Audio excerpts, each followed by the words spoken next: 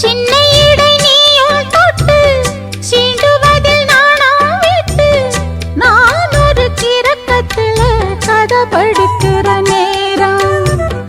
சித்திரம் போல் நீயும் நின்ன சில்மிஷமும் நானும் பண்ண ஆனந்த குளத்தினிலே அலையடிக்கிற காலம். உன்னை எண்ணி ஏங்கி இருந்தேன் உன்னிடத்தில் என்னை இழந்தேன். கண்ணிரண்டும் பூத்து கிடந்தேன் கட்டில் வர காத்து கிடந்தேன். வாலிபம் தவம் இருந்த வேளை வந்ததையா. இள மனசு இனி உனத்தான் விடுமோ